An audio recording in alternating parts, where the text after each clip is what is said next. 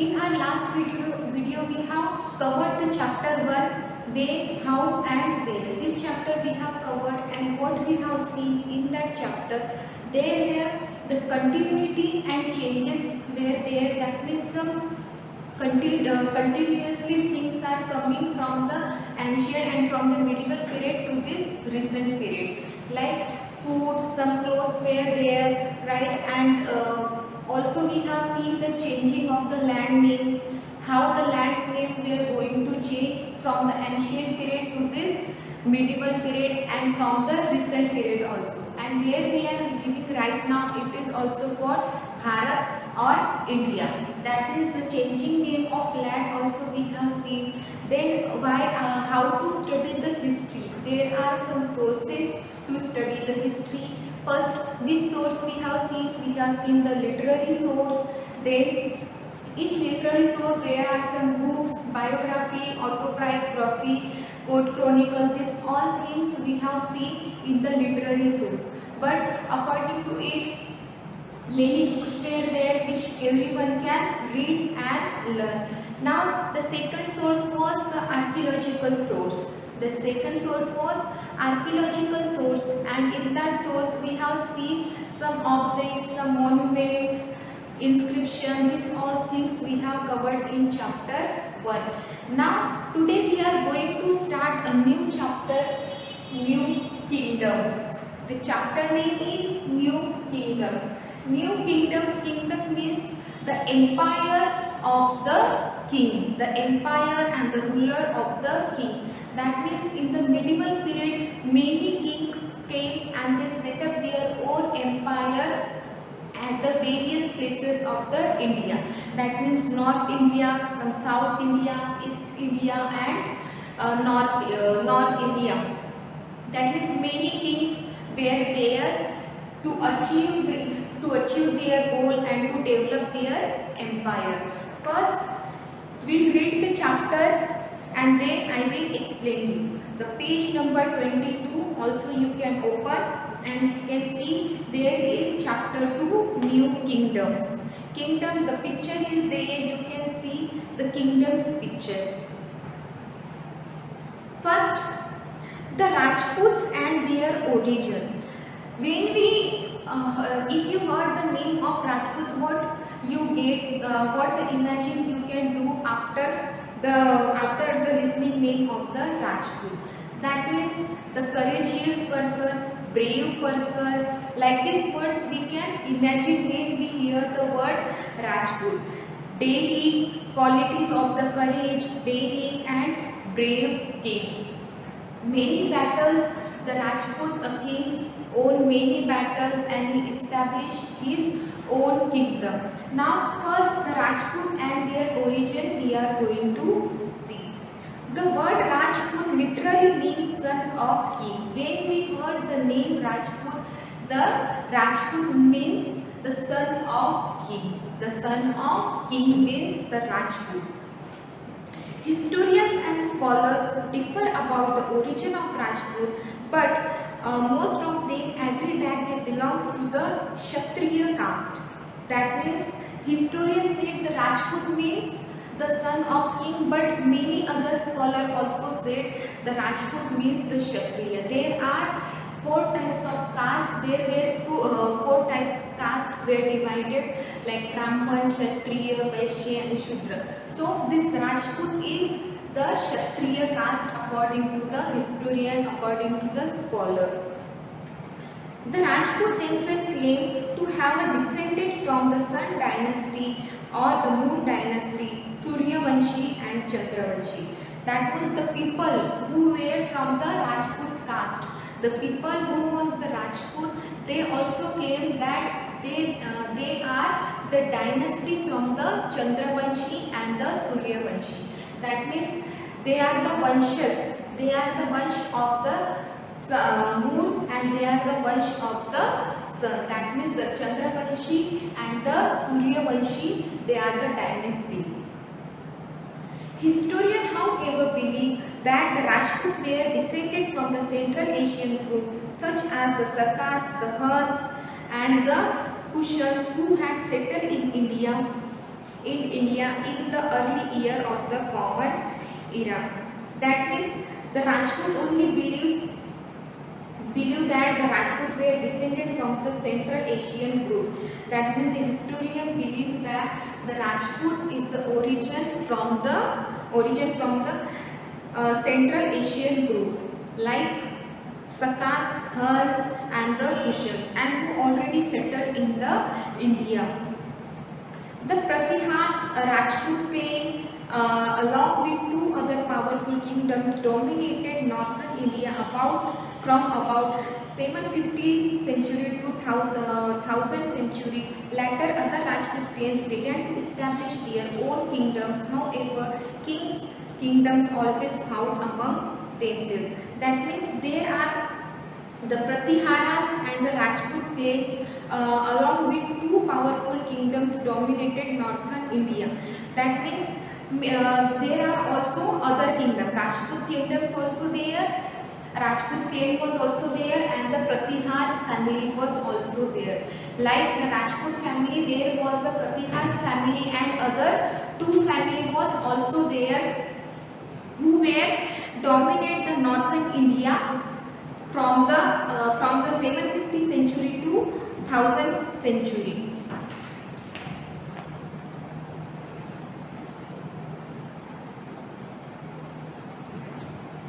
That means along with the Pratihars family and Rajput clans, and along with Rajput and Pratihars along with the Rajput clans and Pratihar, there are also two other kingdoms who were always clashed with each other. They were always clashed with each other. So the other Rajput clan decided to set up their own kingdoms.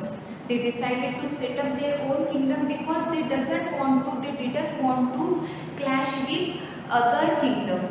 That's why there were one Rajput clan who was already racing with the other families, with other kingdom, but there was also other Rajput clans who wanted to set up their own kingdom, and however these kingdoms always fought among themselves. So the other Rajput clan began to establish their own kingdom, and the other Rajput clan didn't want to fight with others, so they just want to set up their own kingdoms. Now the rivalry between the regional powers. Rivalry means competition. Rivalry means competition between the regional powers. That means the Kshatriya powers, that means the particular area's power, and for the Kshatriya power, for the regional power, there is the competition between the many kingdoms. That means many kingdoms were there in the medieval period, and they just wanted to win some particular place. That's why they just clash with each other, they just fight with each other. So the rivalry between the regional powers. Regional powers means Kshatriya Shakti. Regional powers means Kshatriya Shakti, and rivalry means competition, Pratiyogita. So there are the many kingdoms, that means there are many regional powers who was just fighting with each other just to win the particular place. In the early medieval period wars between different kingdoms were fought mostly for control over strategic reason. That means the strategic reasons were there, that means some particular place was there, and all the kingdoms were fighting with each other to win that strategic reason. That means the strategic reason is the particular place, and it is very important to gain for each kingdoms. That means all the kings wanted to win that particular strategic reason, and wanted to develop their own empire. So all the kings started fighting with each other. Between the 8th and 10th century, a number of powerful empires arose in the northern India and the Deccan. Then in the 10th century, many powerful empires. That means many powerful kings were there and many powerful kingdoms, empire were there. Arose in the northern India and Deccan. That means in the northern India, if you see this India map, so this upper area is the northern India. This upper area is North India. This down area is South India. This is East India. This is West India. So every kings want to develop their own kingdom at the northern India, at the North India. And so in the 10th century, many powerful empires came to India. Many powerful kings came to India and they set up their own empire. They established their own kingdoms in the northern India and the Deccan area. They were the Pratihars of Western India. That means the kingdom of Pratihars from the Western India, the Palas of Bengal, and the Rashtrakutas of the Deccan. That means there were three main families. There were three main kingdoms. First is Pratihars from the Western India. Second is the Palas from the Bengal, and the third is Rashtrakutas of Deccan. These three main families were there, and they always wanted to.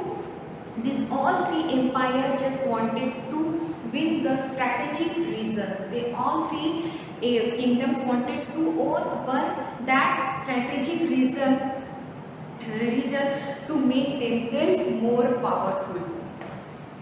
These three regional powers were engaged in war with one another to establish the control over the northern India and the important city of Kannauj.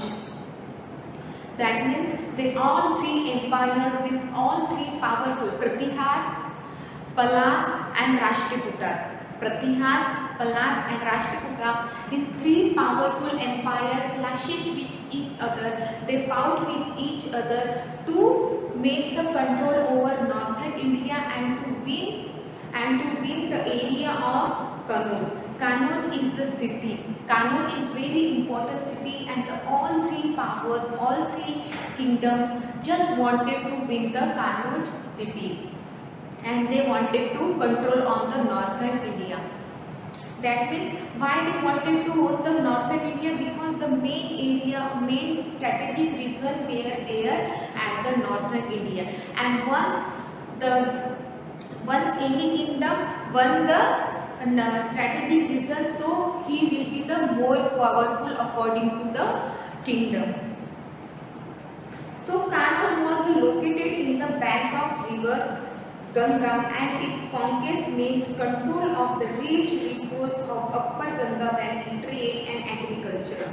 That means if the king win the Kannauj city, so they will get the control on the northern India. They will get the control on all over the northern India. So every kings on the Parihars, Palas and Rashtrakutas, all the kings just wanted to win the Kannauj city, and they just wanted to control over the northern India. And once any kingdom win the Kannauj city, so they will get the power on control, conquest means control of the rich resource of the upper Ganga, because the Kannauj city was on the bank of river Ganga. Kannauj city where it is located at the bank of the river Ganga, and if once win that city, so they will get the power of upper Ganga valley, trade and agriculture. This three-parted struggle finally became all the three kingdoms.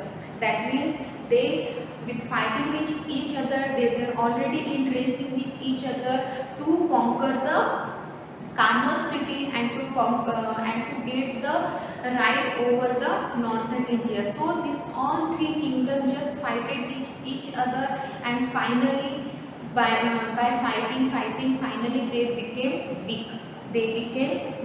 The Palas, Pratihars and the Rashtrakuta become totally weak by fighting with each other, and because they wasted their all time with fighting, they just wasted their time to dominating each other. That means they all were just engaged in the fighting, and they just engaged themselves with the dominating each other. So just it was the main reason all the kingdoms wanted to make a control over the northern India, and they just wanted to win the Kano city, which is located at the bank of river Ganga. Because once if any king win the Kano city, so he will become very rich, because he will get the right upper the Ganga Valley trade and agriculture.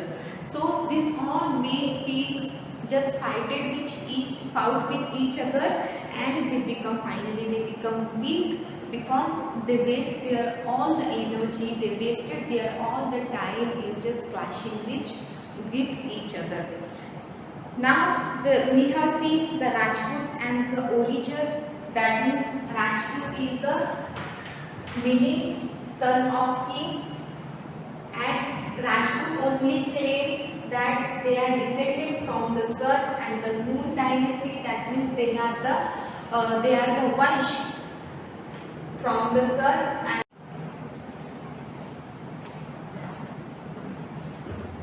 now what we covered right now, we have covered the Rajputs and their origin.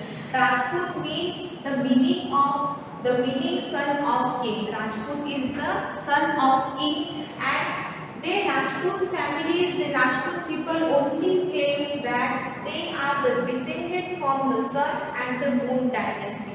That means they are from the sun family, and they are from the moon family. That means Suryavanshi and the Chandravanshi. And three main families were there who always clashes with each other to win the strategic reason.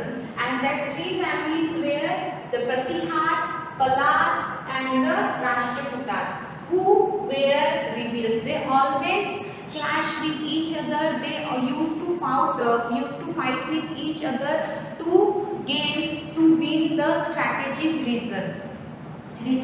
Now we see the Gurzara Pratihars. We have seen three families were there: Pratihars, Palas and the Rashtrakutas. Now we'll see how this family developed, and how that kings developed their own empire, and how the battle they won or not. This all we are going to see in detail right now. But before that, you just write down these main points in your notebook.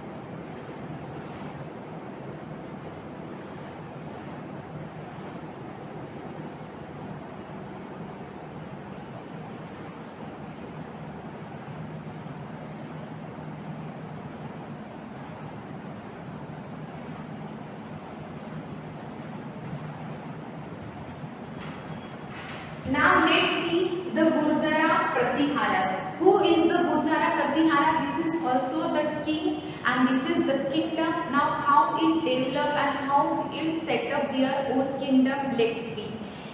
The page number 23 you also see in your textbook.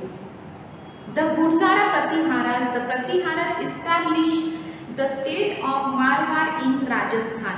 They gained prominence during the rule of Nagabhatta first 750 to 80th century, who extended the empire by the conquering Marwa and Bharuch. That means Pratihara established their own empire. This Pratihara's family established their own empire, where it is state of Marwar in Rajasthan. They set up their own empire in Rajasthan, in the Marwar city. And who was the leader of that time? The Nagabhatta. In the rule of Nagabhatta, they set up their own empire in the state of Marwar in Rajasthan in the century 750, during 750 to 80 century. So the Nagabhatta already extended the empire by conquering Malwa and Bharuch. Nagabhatta already conquered, the Nagabhatta already won the empire Malwa and Bharuch. These two cities also he already conquered. So in the leadership of the Nagabhatta, Pratiharas set up their own empire, they set up their own kingdom, the state of Marwar in Rajasthan. So who is the founder of this Pratihar? The founder was Nagabhatta I. The Nagabhatta I is the founder of the Gurjara Pratiharas kingdom. And the Nagabhatta already conquering the Malwa and Bharuch also. During his reign, he defeated the Arabs who wanted to seize Malwa. That means Nagabhatta already won, he already conquered the Malwa, and Arab was also there who wanted to win the Malwa place, to make themselves powerful. But the Nagabhatta defeated the Arabs. And he only conquered the Malwa space. So the Pratihar dynasty reached its peak under the rules of Mahir Bhoja. Then the Mahir Bhoja, first the founder is the Pratihar is Nagabhatta. He conquered the Malwa and Bharuch. Also Nagabhatta defeated the Arabs. Now the second ruler was of this Pratiharas kingdom, Mihir Bhoj. Mihir Bhoj was the main second ruler. First ruler and the founder of the Pratihara is Nagabhatta I. Now the second ruler of the Pratihara's family is Mihir Bhoj. So under the rule of Mihir Bhoj, also known as Bhoja the Great. That means Mihir Bhoj was also very powerful and strong ruler of the Pratihara's family. So Mihir Bhoja, also known as Bhoja the Great. Though he suffered initially setbacks, he expanded the kingdoms to the east and made conquests in the Punjab, Awadh, Malwa and Gujarat. That means in the initially he was little weak. In initial days the Mihir Bhoja was little weak, but still he expanded his own empire in the east and made conquest in Punjab, Awadh, Malwa and Gujarat. This state also he won. Mihir Bhoja won the Bhoja the Great, both the state Punjab, Awadh, Malwa and Gujarat. Initially he was little weak, but afterwards he conquered the state Punjab, Malwa, Gujarat and Awadh also. He established his capital at Kannauj. Because Kannauj is the main city and it was located at the bank of the river Ganga. So once if any king conquered the Kannauj city, so they will get the power on the Ganga's valley and their agriculture's area. So the Mihir Bhoja conquered the Kannauj city also. Along with Punjab state, Gujarat state, Awadh and Malwa, he established his own capital at Kannauj city. That means the Mihir Bhoja was the most powerful and the strong king and the strong ruler. And who was the ruler of? And he was the ruler of Pratihara's family. He was the ruler of Pratihara's family, Pratihara's kingdom. The first who founded the Pratihara's kingdom? Nagabhatta. Under the leadership of Nagabhatta, they established their own kingdom. Then the second main ruler of the Pratihara's family was the Mihir Bhoj, and he conquered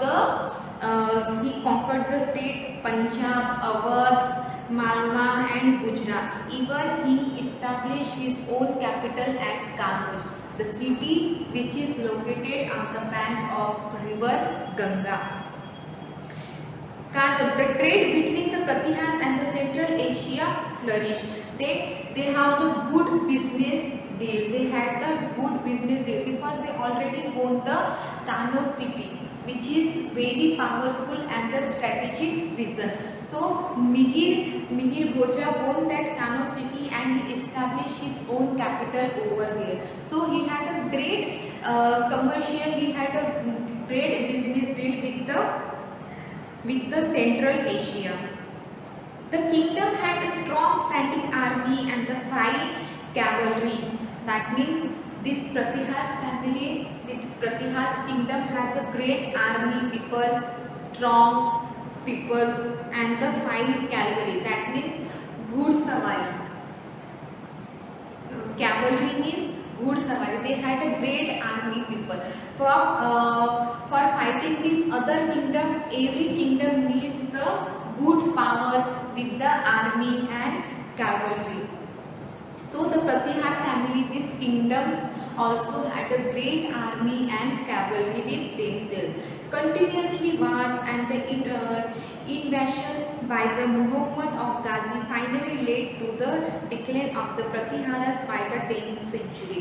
But they just continuously fighting with each other. So they were first Nagabhatta fought with Aras. Nagabhatta fought with Aras and he conquered the place Malwa. He conquered the place Malwa. Nagabhatta fought with Aras and he conquered the place Malwa. Now the Mihir Bhoja fought with Muhammad Ghazi. He fought with Muhammad of Ghazni. He fought with Muhammad of Ghazni and continuously attacks from the Muhammad of Ghazni. Finally, the Pratihara's kingdoms destroyed. It ended with the Pratihara's kingdoms because of the continuously invasions by the Muhammad of Ghazni finally led to the decline of the Pratiharas. So Pratiharas finally declined by the continuously attack of the Muhammad of Ghazni. But who was the founder of that Pratihara's family? The Nagabhatta. And the second main ruler of the Pratihara was Mihir Bhoja. And Mihir Bhoja conquered the state Punjab, Malwa, Awadh and Gujarat. And along with this state, he conquered the city Kanauj also. And he established his own capital at the Kanauj. So he has a great deal with the Asian Indians, Central Asias. He had a great business and the commercial business with the Central Asia, but continuously fighting and continuously clashed with the Muhammad of Ghazni. Finally the Pratihara's family declined. Now the Palas family. How the Palas family developed? How the Palas kingdom developed?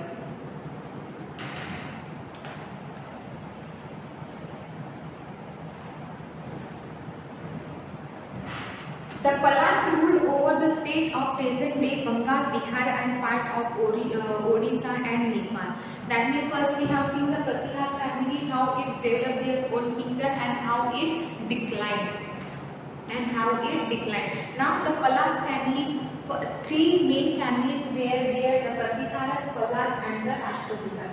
We have seen the Pratihara's family, how it developed their own kingdom and how it declined. Now we see the Palas family, how it developed their own kingdoms. The Palas ruled over the state of present-day Bengal, Bihar, part of Odisha and the Nepal. That means Palas has their rules over the state Bengal, Bihar, Odisha and the Nepal. On this state, Palas kingdoms has their rule. They ruled over the Bengal, Bihar and part of Orissa and Nepal. According to the Buddhist scholar Taranatha Gopala, the founder of the Pala dynasty, was elected as a king in 750 century by the various chieftains of the state. That means who was the founder of this Palas family? The founder of Palas family, according to the Buddhist scholar Taranatha and the Gopal, the founder of the Pala dynasty was elected. That means from many people the kings were elected. In today also, if the election will be there of prime minister, so the local people voted there. So the local people voted there and they elected their own king or they elected their own politician.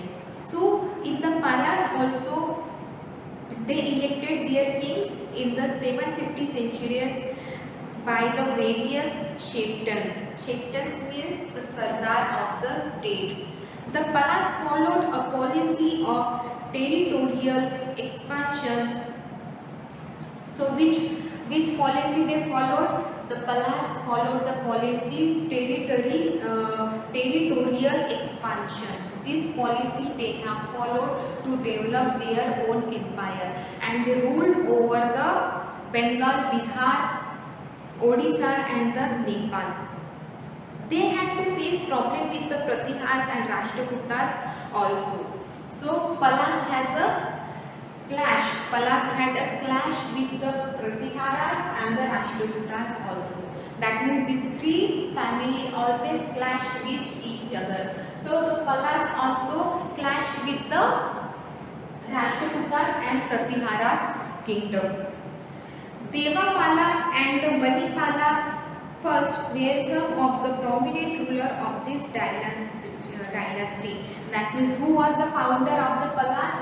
The founder of the Palas is two brothers, Dharmapala and the Devpala. Who was the founder of this Palas family?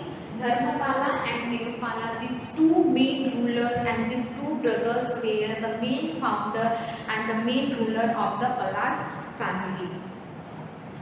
Rampala was the last great ruler of the dynasty. After Rampala, the empire eventually disintegrated in the 12th century under the impact of the Khilji invasion. That means Rampala was the last leader of the Palas kingdom. Rampala was the last leader of the Palas family. First, the Dharampala and the Devpala, these two main rulers were there of the Palas family. Then the last ruler was Rampala, and after to set up their own empire, he also clashed with the other kingdom. So the continuously invasion of the Khilji, finally the Palas family, the Palas kingdom declined. The Palas kingdom also destroyed, also aided by the continuously attacks, by the continuously fighting with the Khilji. Continuously fighting with the Khilji, Palas kingdoms also declined. Tibetan account tell us that the Palas were patron of Buddhism and Dharampala had founded Vikramshila as a famous center of learning in Bihar. That means from the Tibetan also came to India to study India, and they visited to the particular kingdoms and they wrote their own experiences. So if you see in the Tibetan accounts, they tells that Palas has a patron of the Buddhism. They had a strong belief on the Buddhism. Palas had a strong belief on the Buddhism. So the Dharampala, who was the founder of the Palas, Dharampala also had founded a Vikramshila. Dharampala founded a Vikramshila, a famous center of learning in Bihar. That means in Bihar there is the Vikramshila where the people can learn about the Buddhism. Where the people can learn about the Buddhism. The Palas also had a trade links with the Southeast Asia. Palas also he has also the commercial deals, commercial business with the Southeast Asia. That means In short, we just say the Palas, the founder of the Palas was two main brothers, Dharampala and the Devpala. They only developed the empire of Palas. The last ruler of the Palas kingdom was the Rampala. The last leader of the Palas kingdom is Rampala, and the Palas family ruled over the state Bengal, Bihar, Odisha and Nepal. But continuously invention with the Khilji, Palas kingdom declined. The Palas kingdom ended. But in the Tibetan book, they told that they have a strong belief, they had a strong belief on the Buddhism. That's why the Dharampala founded a Vikramshila in Bihar. So that means the people can go to the Bihar and they can learn the Buddhism. From there. Even the Palas had a great traditional deals, great commercial deal with the Southeast Asia. That means we have just seen today Rajput and their origins, Pratihas and Palas, these two kingdoms. Now the Rashtrakutas is late. We'll see that in our next video. I hope you have got this all the point which we have learned today, and I hope you have written this all 10 points in your notebook. Whenever I write some main points on the board, so you also have to write the same points in your notebook also. I hope guys you got this the lesson, and you got the Pratihas kingdom and Palas kingdom, how they developed their kingdoms and how they declined by the invention of others. So we'll see in our next video what will happen, which many kings and kingdoms were there. We'll see in our next video. Till then, bye bye, take care and thank you.